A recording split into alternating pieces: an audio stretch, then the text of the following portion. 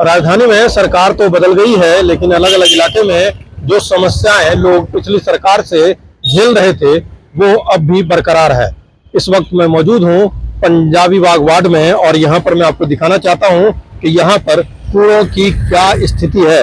आप देखिए कि ये मुख्य रोड है जो रघुवीर नगर, टैगोर गार्डन सहित दर्जन भर से अधिक कॉलोनी है जो, और साथ ही पश्चिम बिहार से राजा गार्डन की जो ये सड़क है उसको जोड़ती है।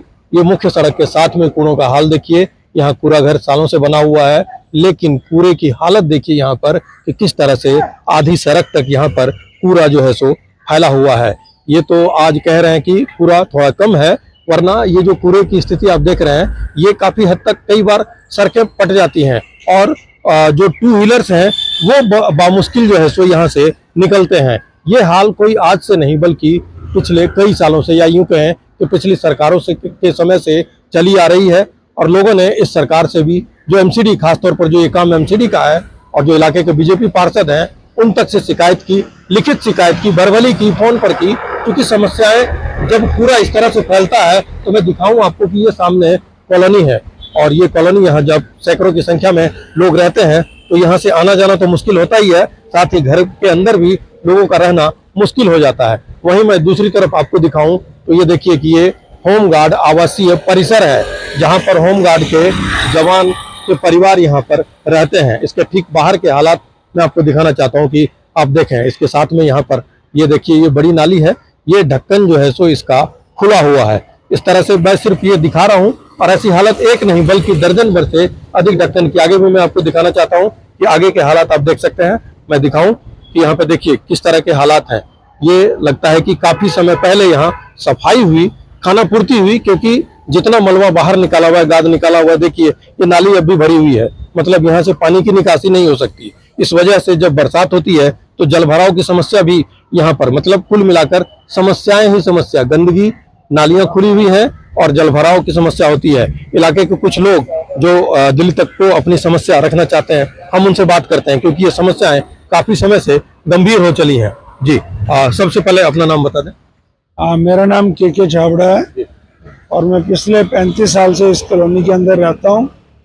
अब पिछले 13 साल से जो है कि इस क्षेत्र के अंदर बीजेपी की सरकार है, परंतु बड़े अफसोस से कहना पड़ रहा है 13 साल के अंदर यहाँ के लोग जो है नरकीय जीवन भोगने के लिए जी रहे हैं, क्योंकि यहाँ के कोई भी काउंसलर जो है आज तक किसी ने कोई काम नहीं किया है।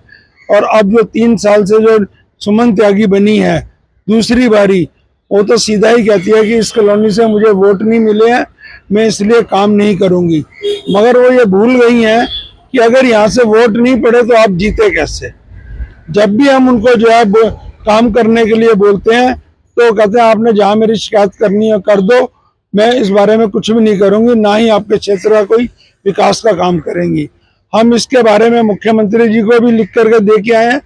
मुझे बड़ा अफसोस से कहना पड़ रहा है कि हमारी माननीय मुख्यमंत्री जी ने 1 अगस्त से लेकर 31 अगस्त तक स्वच्छता दिल्ली अभियान का जो राउंड चलाया गया था, वो आज के दिन जो 1 सितंबर शुरू हो गया है, आज के दिन शहीद भगत सिंह कॉलोनी के अंदर वो 0/0 मार्क्स दिए जाते हैं। हम 2 दिन पहले दिल्ली के मेयर राजा इकबाल सिंह जी को भी ज्ञापन दे करके आए हैं और उसमें भी हमने मांग की है कि हमारे क्षेत्र के अंदर जो निगम पार्षद है वो कोई भी काम नहीं कर रहा है, वो बल्कि बदतमीजी से बोलता है और धमकाता है लोगों को। अगर आप लोग सही नहीं करोगे तो हम आपके ऊपर बुलडोजर चलवा देंगे। उन्होंने अब यानी कि पर्सनल दुश्मनी निकालने के लिए इस तरीके का काम करना शुरू कर दिया है। हमें दुख के साथ है कि ऐसे निगम पार्षद को पार्टी ने क्यों पनाह दी हुई है, क्यों दोबारा टिकट दी हुई है। क्षेत्र की जनता की तो मांग है कि इनको इस्तीफा दे देना चाहिए और इनके हस्बैंड जो इनके बिहाव के ऊपर जो ये बोलते हैं, बदतमीजी से बात करते हैं, इनको भी पार्टी से निष्कासित कर देना चाहिए।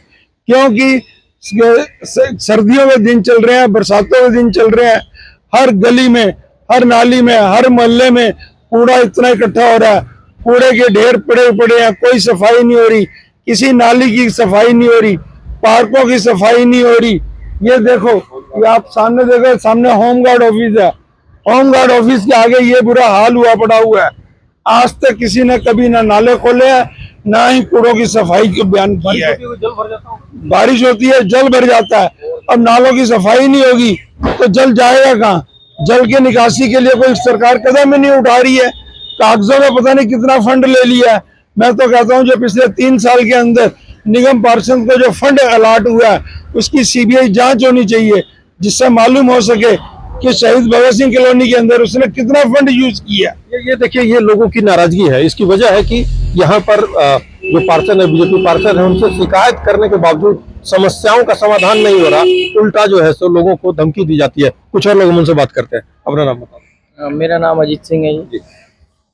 देखिए आपके सामने ये कूड़ा घर है, इसके लिए कितनी शिकायत, कितनी एप्लीकेशनें दी गई हैं। तो ये बोलते हैं कि हटा देंगे, पर हटाने की कोशिश भी नहीं की जा रही। अब ये तो पता नहीं क्यों नहीं हटाया जा रहा, बट यहाँ पर इतनी फिसलन हो जाती है। अभी बारिश का मौसम है, यहाँ पर एक अपने होमगार्ड के था, अपना होमगार्ड का वर्कर था जिसकी यहाँ पर फिसलने से डेथ भी हो गई है। तो ये देखिए, ये बिल्कुल बंद हो जाता है, ये ब्लॉक हो जाता है। ये वहाँ से लेकर वो संजय गांधी के गेट तक देखिए कितना कूड़े का ढेर है और कितना बुरा हाल है। और ये इसी की वजह से अपनी कॉलोनी बिल्कुल बिल्कुल नियर है। इसी की वजह से इतनी बीमारियों का और मच्छर और मतलब कोई सुविधा नहीं है यहाँ पर। जो सुविधा होनी चाहिए, काउंसलर हो, एमएलए हो, कोई भी हो, काम तो करना ही चाहिए ना।